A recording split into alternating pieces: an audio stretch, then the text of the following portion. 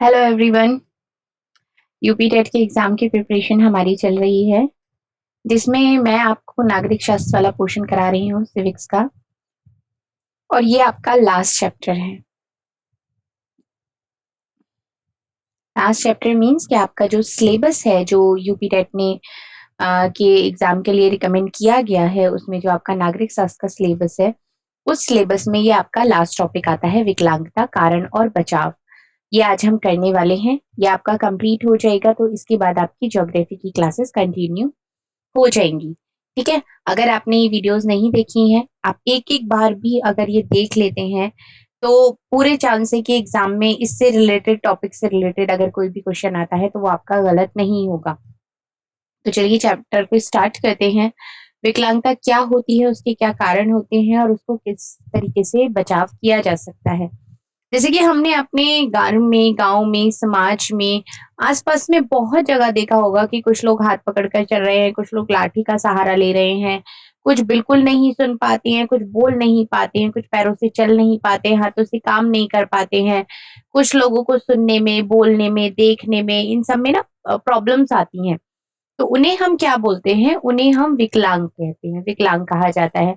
अब ये जो होती है, ये चार टाइप में होते हैं। जैसे कि आपका किसी को श्रवण संबंधी अक्षमता है, मतलब किसी को सुनने में दिक्कत है, किसी को देखने में दिक्कत है, जिसको हम दृष्टि संबंधी अक्षमता बोलते हैं, किसी को अस्थि संबंधी अक्षमता है, और किसी को मेंटली कोई प्रॉब्लम है। तो ये इसकी इसको चार श्रेणियों में रखा गया है। अब अब उसमें शारीरिक अक्षमताएं भी बहुत तरीके की होती हैं, चाहे आप मानसिक ले लें, चाहे अस्थि संबंधी ले लें। इसके भी दो चरणों में प्राप्त होती है। जैसे या तो आपको बाय बर्थ है, मतलब जन्म जाति ही आपको ये परेशानी है, या फिर आपके जन्म होने के बाद आपको ये परेशानी हुई है। तो अगर हम सबसे पहले बात करते हैं जन्मजात विकलांगता की, तो वो क्या होती है? वो बच्चे होते हैं, विशेष आवश्यकता वाले बच्चे होती हैं।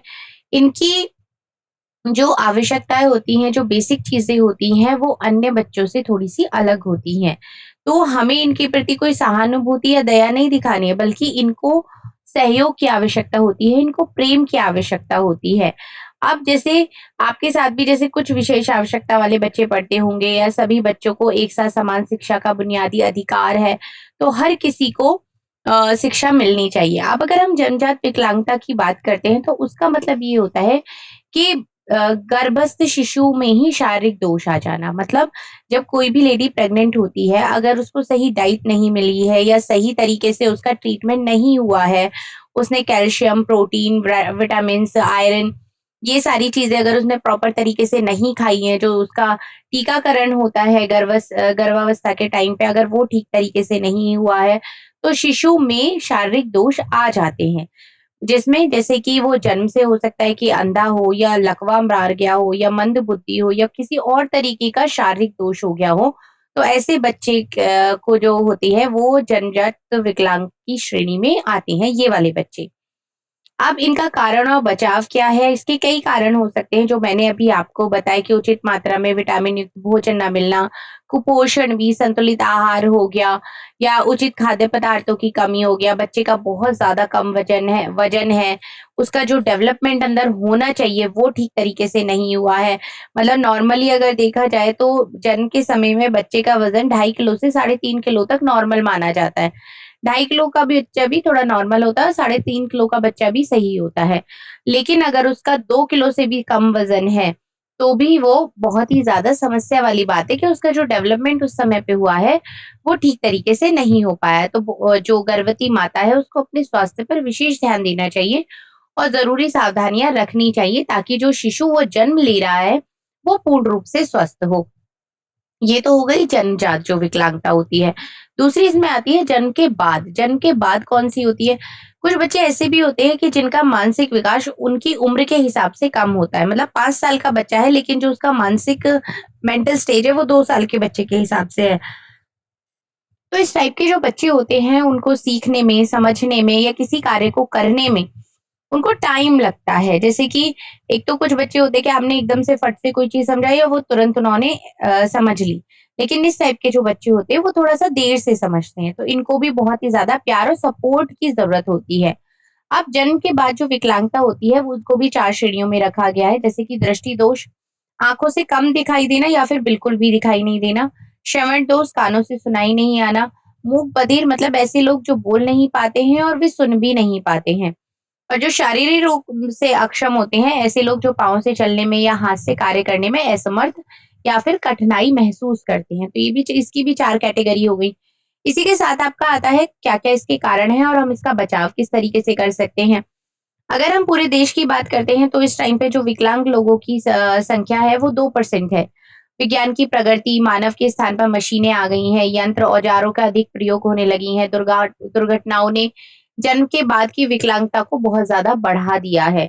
शारीरिक रूप से जितने भी व्यक्तियों की समस्याएँ होती हैं या दृष्टि उनकी चली जाती है, तो ये सारे विकलांगता के मुख्य कारण होते हैं। कुछ-कुछ प्राकृतिक आपदाएँ भी होती हैं जिनकी वजह से जो लोग हो गए या बच्चे हो गए वो शारीरिक रूप से अक्षम हो जाते हैं। जैसे कि आपका चक्रवात हो गया, आपका भूकंप हो गया, भूस्खलन हो गया, ज्वालामुखी विस्फोट, इनके द्वारा भी लोग शारीरिक रूप से परेशान हो जाते हैं।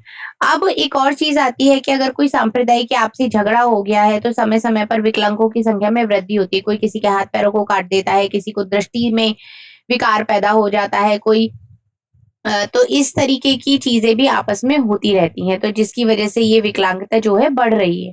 आए दिन सड़क पर या रेल पर भी दुर्घटनाएँ होती रहती है, जिसकी वजह से जो शारीरिक रूप से लोग अपंग हो जाते हैं।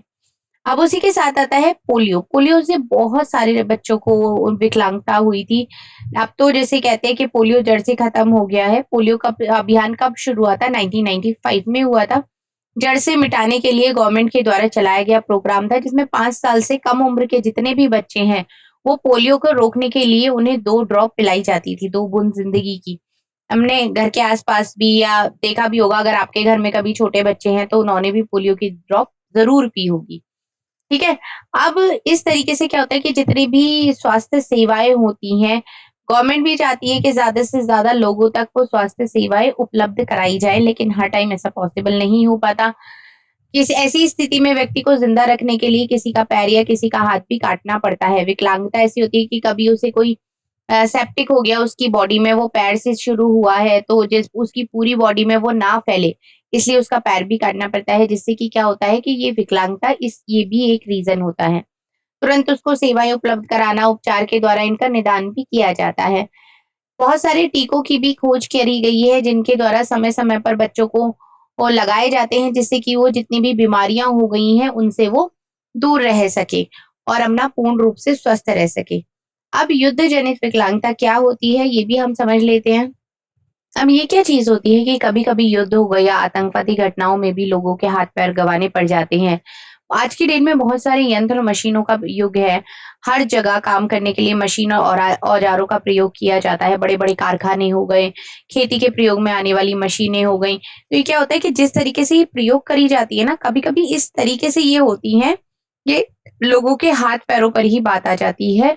तो इसका सावधानी ये है कि इन मशीनों का संचालन जो है वो सावधानी पूर्वक करना चाहिए और जिससे कि हम खुद को अपंग होने से बचा सकते हैं। अब यातायात संबंधी हो गई कि जितनी भी असावधानी हो गई है, सड़क पर चलने के नियमों की जानकारी नहीं होता है, तो भी दुर्घटनाओं का सबसे बड़ा कारण होता है। एक-दूसरे से वाहन टकरा जाते हैं जिससे लोग घायल और अपंग हो जाते हैं। तो इससे बचने के लिए भी सड़क के नियमों की जानकारी आवश्यक है, उनका पालन करना चाहिए और दुर्घटना से बचना चाहिए। ठीक है? अब इसके लिए क्या-क्या सावधानी हम रख सकते हैं कि हमारी रिस्पॉन्सिबिलिटी क्या है? अक्षम लोगों के प्रति समाज का दृष्टिकोण अब बदला है। पहले उन्हें एक अभिशाप के रूप में देखा जाता था, लेकिन आज की डेट में ऐसा नहीं है। लोग बहुत मदद करते हैं इन लोगों की, दया नहीं दिखाते, उनकी हेल्प करते हैं, उनको सपोर्ट करते हैं। तो ये भी एक बहुत बड़ी चीज़ है कि अगर आप शारीरिक रूप से किसी व्यक्ति को देखते हैं या मानसिक रूप से किसी व्यक्ति को इतने ज़्यादा एक्टिव नहीं होते हैं, तो ये हमारी रिस्पॉन्सिबिलिटी बनती है कि हम उनके टैलेंट को पहचानें और उसको विकसित करने में उनको प्रोत्साहन करें।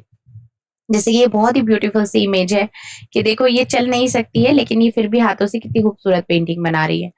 अब समाज की सोच में भी बदलाव आया है, इन व्यक्तियों की चेतना का भी संचार हुआ है, इनमें खुद कॉन्फिडेंस आना शुरू हुआ है, उत्साह जगा है। जैसे कि आमिर खान की अभी मूवी भी आई थी जो हैंडीकैप बच्चों के ऊपर थी।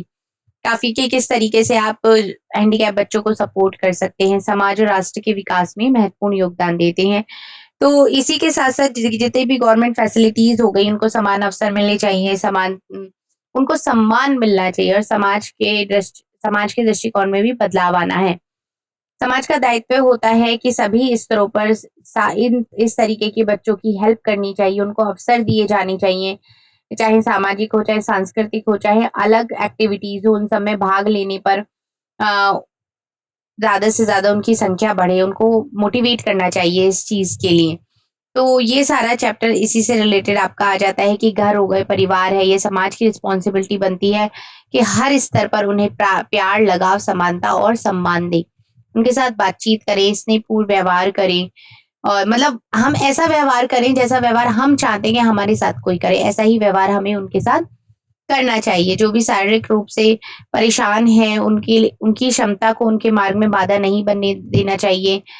जैसे कि स्टीफन हॉकिंस हैं, विश्व के सबसे प्रसिद्ध भौतिकविद हैं। इन्होंने ब्रह्मांड के गूढ़ रहस्यों जैसे कि ब्लैक होल आदि पर महत्वपूर्ण सिद्धांत दिए हैं। और आपको जानकर ये आश्चर्य होगा कि ना तो ये बोल सकते हैं और ना ही अपने किसी अंग को हिला-डुला सकते हैं। इसी के साथ-साथ एक और अभिनेत्री है, सुधा चंद्रन। इनके जीवन पर नाची म्यूरी नामक एक फ़िल्म बनाई गई थी। दुर्घटना में एक पैर गँवा देने के बाद भी इन्होंने हिम्मत नहीं हारी और नृत्य के क्षेत्र में लगातार आगे बढ़ती रहीं। तो ये दोनों ही की ही इमेज आप यहाँ पर देख सकते हैं। अब दूसरों की सहायता हमें करनी चाहिए, जैसे कि बड़े-बूढ़े हैं, महिलाएँ हैं, विकलांग हैं, बच्चे हैं, उनकी मदद करें। सुरक्षित रूप से खड़े होने के लिए उन्हें स्थान दें, उन्हें सीट भी दें। मेट्रो में भी अगर जाते हैं तो विकलांगताओं के लिए एक कॉर्नर सीट होती है कि अगर कोई महिला है या कोई इस तरीके की ज़रूरतमंद है, कोई प्रेग्नेंट लेडी है, तो उसको पहले सीट मिलनी चाहिए, ठीक है? और इसी के साथ एक और चीज़ आती है कि दिवाली पर भी पटाखे छुड़ाते समय दुर्घटनाओं में बहुत से बच्चे अपनी आँखों की रोशनी खो देते हैं, तेज़ आवाज़ वाले पटाखों से सुनने की शक्ति कमज़ोर हो जाती है, इसलिए हमें इन चीज़ों का भी बहुत ध्यान रखना चाहिए। इससे हमारे पर्यावरण में भी वायु प्रदूषण, ध्वनि प्रदूषण बढ़ता है, तो ये सारी चीज़ें भी इसमें आ जाती है। बहुत ही बेसिक सा चैप्टर है, एक-एक बार भी अगर आप पढ़ लेते हैं, तो आप बहुत ईज़िली इसके आंसर कर पाएँगे। तो ये जो हमारा है सिविक्स का नागरिक शास्त्र का सिलेबस यहाँ पे कंप्लीट होता है। प्लेलिस्ट का लिंक आपको डिस्क्रिप्शन में मिल जाएगा, वहाँ से आप पूरी प्लेलिस्ट देख सकते हैं। टोटल 14 चैप्टर हैं। अगर वीडियोज़ आपको हेल्पफुल लगी हैं यूपी टेट के एग्ज़ाम की प्रिपरेशन में, तो आप चैनल को सब्सक्राइब ज़रूर करें। सेपरेट ठीक है? Thank you so much.